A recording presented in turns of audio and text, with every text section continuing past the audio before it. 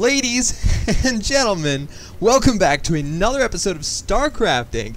This episode is fun for me because we have a match between OoFoofighters, OoFooFighter, and LiquidHuk, the legendary Canadian Protoss player in the top left, and OoFoofighter spawning in the top right. We are on Shakuris Plateau.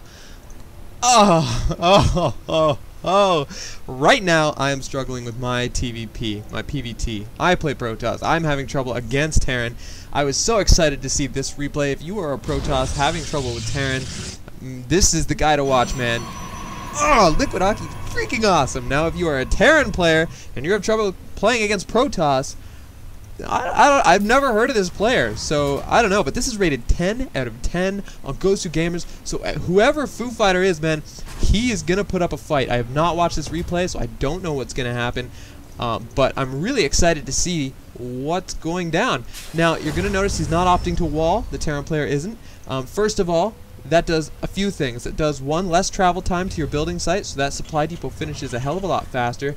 Two, if a pesky probe comes in here and tries to attack the SCV, you are in close range to get your second SCV over there to help him out and kill that probe. That is why people do close proximity construction like this and don't wall. Also, when you have a wall, there's a chance that your opponent can kill that wall without you being able to do a thing about it, because stalkers can sit back and shoot that from a distance. Huk now crossing the map. I think he scouted.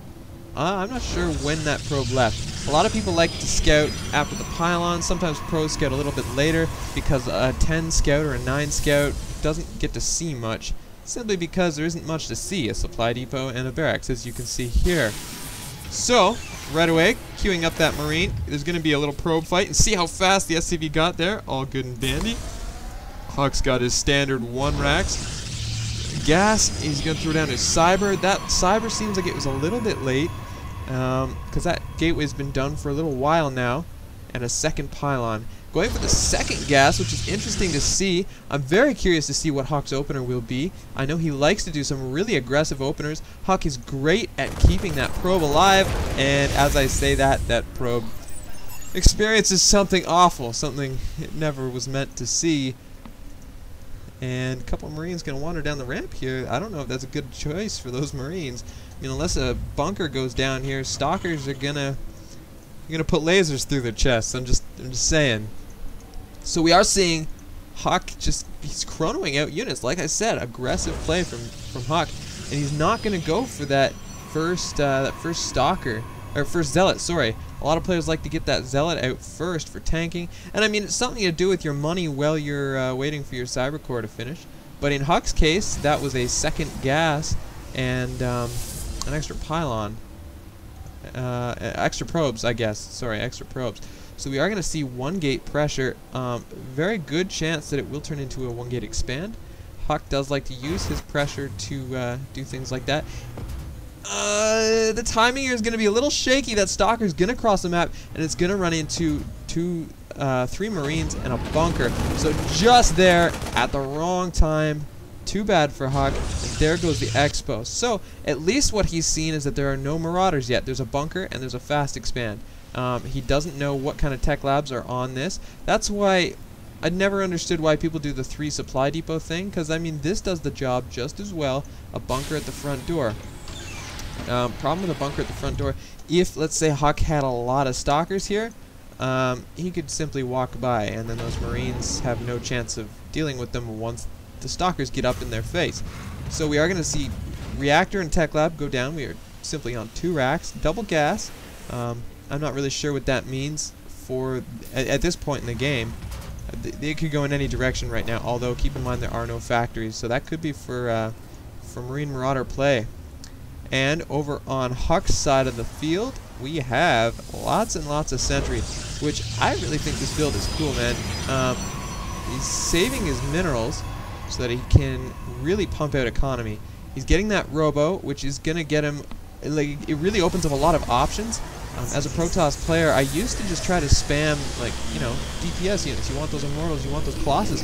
But lately I've been experimenting with just spitting out a shit ton of observers, get you map control, and that really helps you just ambush your opponent, get them in bad situations. It lets you know when they're pushing, what they're building. Oh, it's so nice. and it really helps you out in the game, because I find a lot of the time you can't just simply overpower the Terran. They just have too much. So what you really need to do is catch them out of position, and just really fuck with their minds a little bit. So there is a lot of firepower. This is a good example as to why you never just try to break a Terran's base. His front door is going to be so freaking fortified. You're not going to get DTs up there. You're not going to get like any kind of void rays up there. And there's 2 bunkers. You're going to have a lot of shit to push up. And at that point, it just won't even be worth it. You're going to lose too much stuff. As Marauders are super effective against everything that walks on the ground. Yeah, that's my feeling about Marauders. But anyway. So this is going to be quite the epic game, as both players are gearing up to macro hard. And we're probably going to be seeing thirds soon, actually, as neither player has really pressured one another. We are seeing that OBS cross the map, so the OBS will get to see what's going on. It will have to be careful of this missile turret right here, though. That would be bad news bears for Huk's Observer. Because a face full of missiles is not what you expect when you wake up in the morning, and it's not what you want when you go to bed. And Huk's just gonna chill right here. He's right here. Look at the tech cluster he's got here. We're seeing that starport, so Huk knows that the starport is just going up. He doesn't have to worry about a drop too much yet. Oh! How did that happen? He spotted that somehow. I don't know how, but great spotting by OoFooFighter. So that goes to say right away what we know about OoFooFighter. He's on the ball, man. He's getting those early weapons upgrades, which is huge. A second observer comes in. Huk is relentless. He wants to keep up that scouting. And someone said to me the other day, Protoss does not scout enough, and it's probably true. So Huk, changing the pace. He's getting those observers. He's scouting constantly, and I really appreciate that. He knows what's going on. Now he can't really go down south because he will lose that observer. And over on Huk's side of things, we are seeing lots of gateways. We're getting armor upgrades. Against bio, armor is always a better choice. Weapons don't do much if your units are dead. I'm just saying. So Huk's got to get off this tower quick, or those Marine Marauder will swallow him. Oh god. Get out of there, man. Get out of there. He actually clicked on the Stalker and then didn't run with it in time. And that Stalker will go down. So that's a free kill for the Terran army. That's good for the morale. There's a lot of Marauders in that pack, and Marauders scare me silly. And, man, I'm not feeling good for Huk. Although he's got quite the army, lots of sentry. He will be able to force field that ramp. Though as soon as ghosts hit the field, force field's not going to do much. A medevac here will be able to lift units up here if it so pleases. I'm surprised he hasn't just started to do that. Although there is an observer on the army, and he can't do anything without Huk knowing about it. So we are seeing stalkers up here. I like that. Watching for the 2-prong, Huk is so prepared. He, man, good thinking on Huk's part. I like that a lot. So here is that load up. Will Huk, he sees it with the observer. He knows what's going on. And I'm so freaking happy right now. Observer over here, pylons over here, pylon here and here.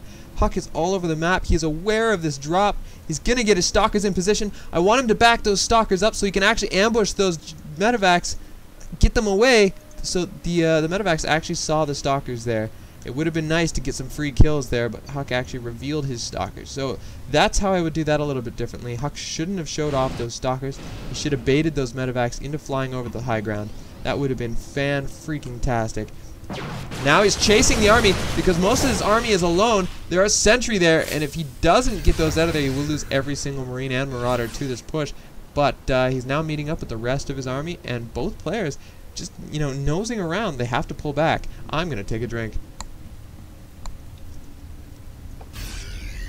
So, both these players, very cautious, very careful. They know what they can and can't do. They know what their armies are capable of.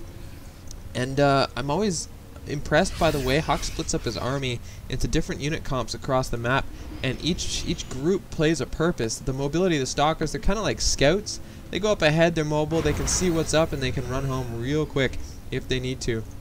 We have Zealot charge, but no blink yet. Storm almost done. I don't know if the research is done. I haven't been watching the production tab for a while. And a couple of Marauders stim to get up front. These stalkers need to get out of there. Huk is going to lose all of those. Oh no, he uses an arc. Oh, what is Huk doing? What is Huk doing? No! Oh my goodness, what a terrible way to lose this game. Huk actually force fields a ramp, buys himself a little bit of time, but isn't enough. There are a lot of stalkers here. This might not be over. I don't know what to say about this. Is a bad engagement though, the way he is formulated here. Not all of his stalkers are shooting. Huk's army melts instantly. The stim is just tearing everything apart. And look at the damage that Huk's army has done. Like minimal, absolutely minimal. That was a very one-sided fight. Huk caught in the middle of the map, not paying attention, losing everything. Guys, I did not expect it to go this way. I hope you don't hate me forever if you are a Huk fan. Guys, I'm SSN Incarnum. You're watching StarCraft Inc.